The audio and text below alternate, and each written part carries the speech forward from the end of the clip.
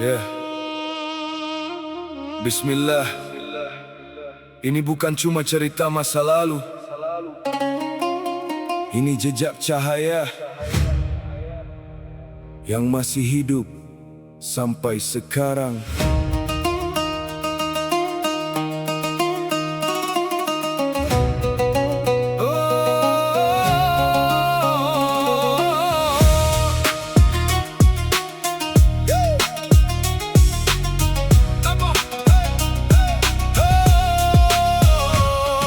Sunyi di gua Hira, malam gelap langit jadi saksi nyata. Turun wahyu Iqra jadi pembuka, bukan sekadar kata tapi hidup yang berubah. Satu insan dipilih bawa cahaya untuk umat yang lama tenggelam gulita. Di tengah jahiliyah keras dan dusta, datang Islam bawa rahmat semesta. Maka panas, penuh luka dan hina, tapi Rasul tetap sabar dalam cinta. Dicaci, dilempar, dianggap gila, tapi beliau tak balas dengan murka. Bilal berdiri walau tubuh disiksa, Ahad, Ahad jadi suara merdeka. Sumayyah gugur syahid pertama, darahnya saksi, iman tak bisa dibeli dunia. Dari pasir tandus lahir peradaban, dari air mata tumbuh kekuatan. Ini bukan dongeng, bukan hayalan, ini sejarah yang hidup dalam keimanan.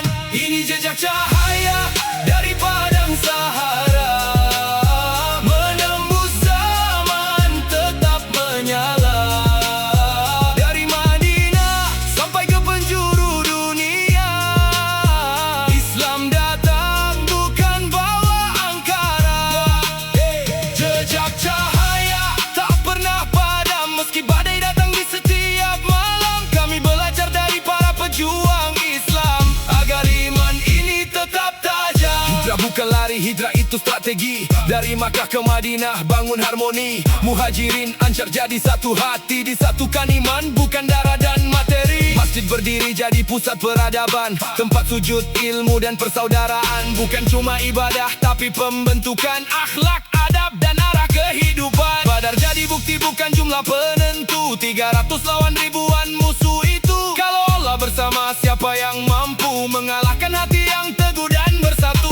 Uhud ngajarin jangan lalai sesaat, Kandak ngajarin sabar lawan mudarat. Fatu Makkah datang tanpa dendam pekat, Rasul memaafkan, itu akhlak yang hebat. Dari pasir tandus lahir peradaban, dari air mata tumbuh kekuatan. Ini bukan dongeng, bukan hayalan, ini sejarah yang hidup dalam keimanan. Ini jejak cahaya dari padang Sahara, menembus zaman tetap menyala. Dari Madinah sampai ke penjuru dunia, Islam datang bukan bawa angkara.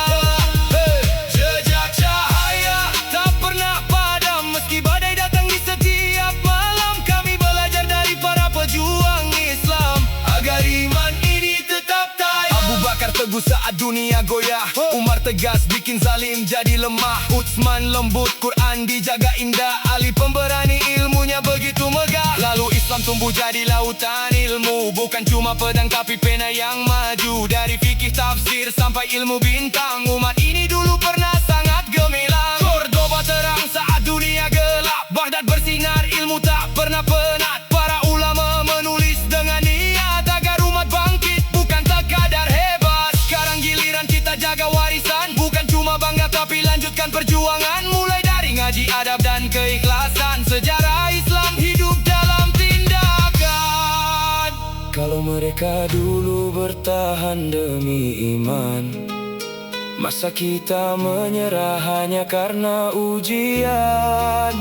Kalau mereka dulu bangun peradaban, masa kita kalah oleh kemalasan?